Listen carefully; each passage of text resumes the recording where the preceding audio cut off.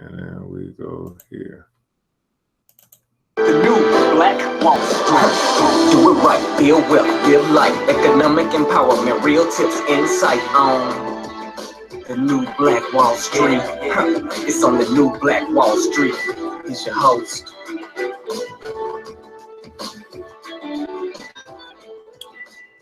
All right, my beautiful people, this is ERGJ coming with you with this another quick highlight on what's going on here with our new president. It's ERGJ from ERGJ Enterprise with your new Black Wall Street. I wanted to talk to you guys a little bit about this this idea of Trump and what he wants to do with the strategy to leave the TPP, the Trans-Pacific Partnership, and get your thoughts on it. We're really trying to have a discussion to see what kind of impact this is going to make. So if you have any thoughts on this, please share them in the comments below. What's going on, Andre? Thanks so much for tuning in. So here's some things that we kind of know about. I kind of got the idea about Trump, and he's always, the whole "Make America Great Again." So it appears that he really wants to bring more. He wants to make the United States more of an economic powerhouse, bring more jobs to the United States, which is boding well for small businesses. Again, this is probably a great time to be a small business owner or entrepreneur, because you might see legislature be in your favor. Now, I'm not going to get into whether it's going to be white legislature or black legislature, but it's legislature nonetheless. And I believe if we begin to learn how to use this system and capitalize off the system for which we live in, I think we can all be profitable. So the Trump trade strategy starts with quitting the Asia Pact. That's what the White House has reported. Now, again, one thing that I'm looking to do, I'll get into that in a little bit, but the new United States administration of President Donald Trump said on Friday its trade strategy to protect American jobs will start with withdrawal from the 12-nation Trans-Pacific Partnership Trade Pact. Now, I think we already can see that Trump has something against Mexico and trading with Mexico, so to speak. It looks like there may be a trade war there, and I wonder if this withdrawal actually does take place, whether we'll start to see more of a global trade war, because we don't have a partnership with the global economy. That could spell the sense of the global economy being against you as a nation. So so I wonder what is favorable about the pact that we have right now, as far as global trade is concerned, and what's unfavorable about the pact that we have right now as far as global trade is concerned. And I say this to say that we really have to, as individuals, we have to start thinking bigger than our city, bigger than our state, bigger than our country. We have to think globally. A White House statement issued soon after Trump's inauguration said that the United States will also crack down on nations that violate trade agreements and harm American workers in the process. Again, this is what Trump is. He continues to say over and over again. The statement said Trump was committed to renegotiating another trade deal, which is the NAFTA, the North American Free Trade Agreement. So those are two things. If you don't know what they are, we definitely want to look up and get a better understanding on the Trans-Pacific Partnership and the NAFTA. If there's anybody that's watching and you've got some insight on what, maybe you can break it down for what those agreements are for people. I don't want to do it right now because it'll probably take a little bit longer video than I want to do, which was signed in 1994 by the United States, Canada, and Mexico. So so this one is about the North American trade agreement that he wants to renegotiate. And I would say that when this renegotiation happens, Mexico is going to get the short end of the stick. So that's probably what's going to happen in that agreement. So so he said basically, he said for too long, Americans have been forced to accept trade deals that put the interests of insiders and the Washington elite over the hardworking men and women of its country. So what are your thoughts on that statement there? Do you think that America has been forced to accept trade deals that puts the interests of insiders and the Washington elite over the hardworking men and women of this country? Here's what I say, guys, whether we like Trump or not, I think that there's some things that you may actually find that you like about him. And I think there are many things that you don't like. But I think when we start getting into policy, when we see, here's the thing. You got politics and you got economics. Politics are the rules by which economics flow. So if you're really trying to get your money up, you know what I'm saying? You're really trying to get your profit up. You're really trying to get your revenue up. Then it's important for you to understand the politics. Politics being the laws, the tax laws, the regulations, the legislation that's affecting how you actually make your money and how you actually keep your money. But I don't think that they're separate. I think I think we need to focus on both the policies that rule the flow of the money and the economics of it, which is, you know, the actual creation or the building of our wealth. Does that make sense? So economics and politics. Economics and politics. No, Justice, did I miss some news? He just turned down a $2 billion deal? I got to find that out.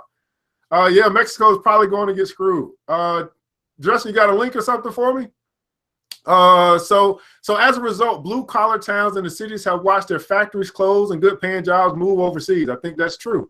While Americans face a mounting trade deficit and a devastated manufacturing base. The statement said tough and fair agreements on trade could be used to grow the U.S. economy and return millions of jobs to America. So here's the thing, whether you like Trump or not, are you for trying to bring more jobs back to America, which is jobs that you may have or jobs that your children might be able to get, or these people that are out of work, or I mean, there's people that's been out of work for a while. Is that something that you're for? We may not be for everything, but there may be some things that we are for.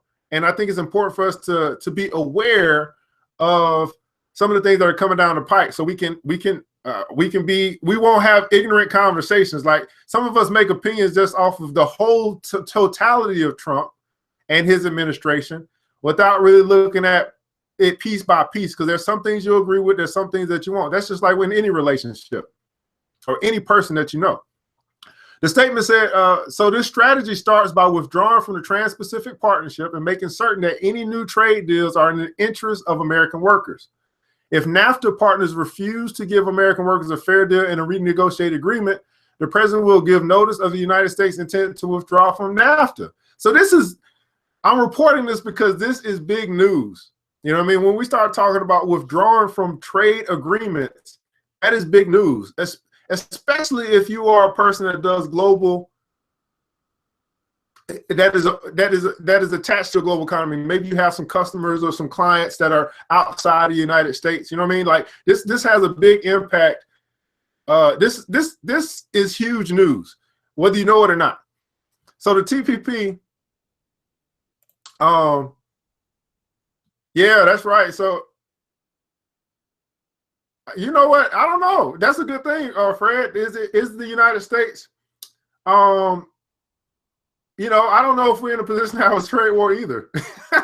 But, you know, we got Republicans in office, and they think, you know, it seems to be that they think that we are unstoppable. I think corporate so-invest overseas it may be a problem for him. Yeah, I mean, he's going to have some problems with trying to make this go to pass. But I think it's the threat.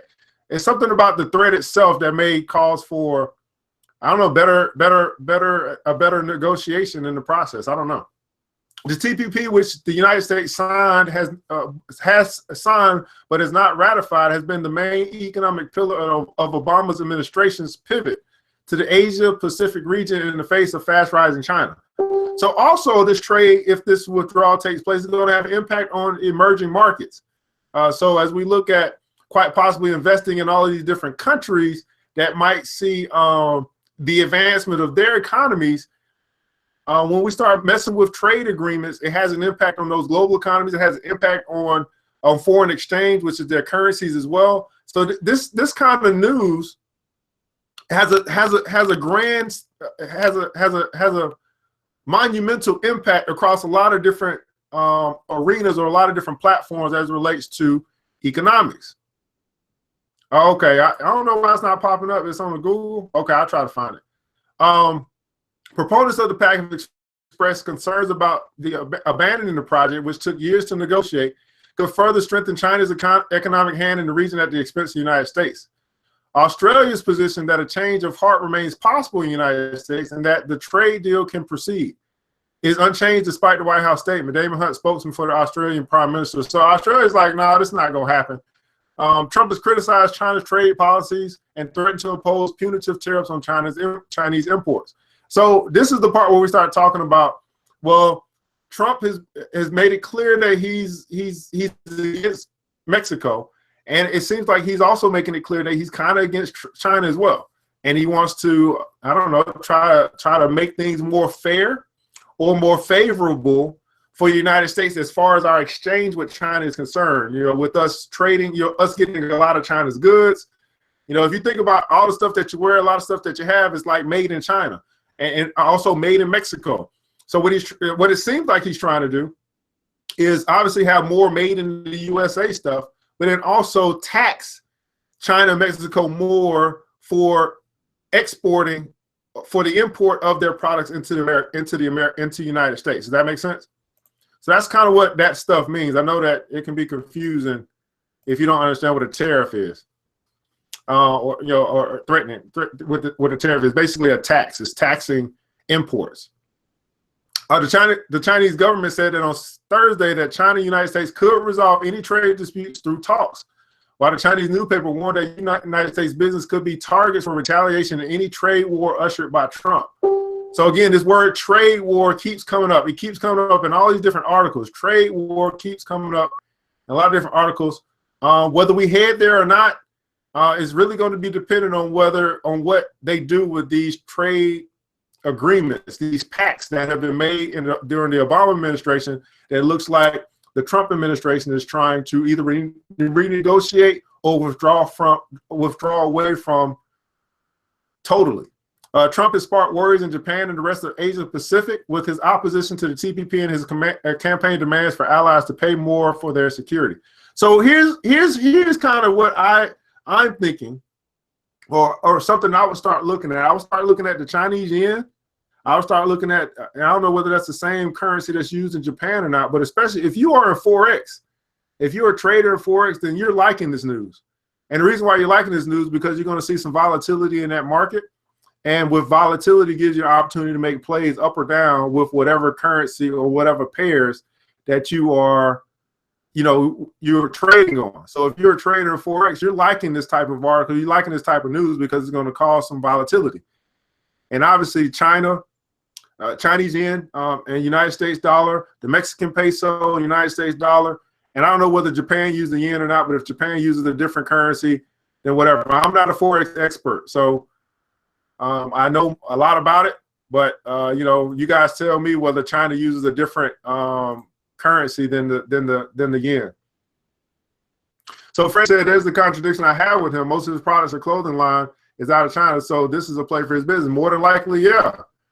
It probably won't impact him as much if he has a lot of his businesses in China, because that tax that's being paid, if that happens, it goes right back into his pocket. So, but here's the deal, Fred. I mean, we know that Trump is a walking contradiction. You know what I mean? That's just what he is. Like, and what we're trying to do is we're trying to decipher the news in order to use it to capitalize off of, you know what I'm saying, to make our money work for us in whatever arena that we figure out is going to be impacted by what he's doing, what the administration is doing. It's not just him, but what his administration is doing.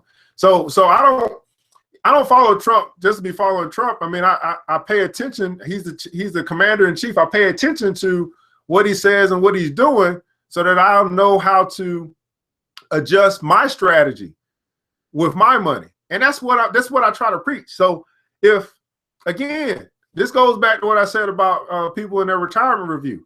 We're now into a Trump administration. And if you're still operating with your retirement accounts as if you're in an Obama administration, then you're going to have a rude awakening.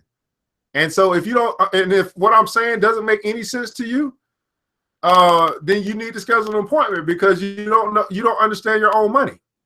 So I'm just trying to press upon you as you continue to invest in these vehicles that you're using to build your retirement, to build wealth. And that's going to be your TSP, your IRA, your 401k. If you are using those and you haven't made adjustments for the Trump administration because you don't know what adjustments to make, then get ready for a rude awakening. I can only warn you so much, but it's got to be up to you to actually take some type of action. And if you don't understand or you don't know, that means that you're essentially ignorant as it relates to those vehicles. And that's okay, because there's education available to you if you decide that you want to learn it. So that's why I have the Service Retirement Review, and that's what we do. So actually coming up this Tuesday, we're going to be talking about the Facebook, Amazon, Netflix, and Google. I'm actually looking to set up an African investment session. So there's a lot of people that's interested in possibly investing in Africa and figuring out how you can do that. So I'm going to talk about how you can actually do that through the stock market as well. So that's going to be something I'll start to schedule. I'm going to schedule that for February, obviously Black History Month, but it's not going to be Black History for us. It's going to be Black History because we're looking to make history. We're looking to make history with our dollars. So that's what I'm pushing towards. Building Black wealth, building our, practicing group economics, and pushing out a plan where we can actually do that. So at any rate, you continue to follow us, all the sessions, all the classes we have upcoming. The Club Millie 1,000 for 1,000 goal is out. Is coming out in February. I'm starting to work on finishing the plan, updating the website so we can actually roll out that plan. And when I roll out that plan, I'm rolling out all the information to you guys. So right now we're just in the phase of packaging it so it can be edible for you to actually kind of get the breadth of what we're trying to do. Anyway, this is ERGJ from ERGJ Enterprises and New Black Wall Street. Thanks so much for tuning in. You guys have a wonderful day. I know we're going to be watching a lot of football. So let's see what happens here in the playoffs.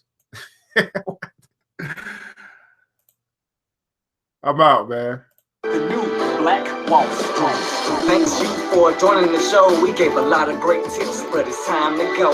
Take the knowledge we shared, hope you use it and grow. We'll see you all there at the next episode of The New Black Wall Street.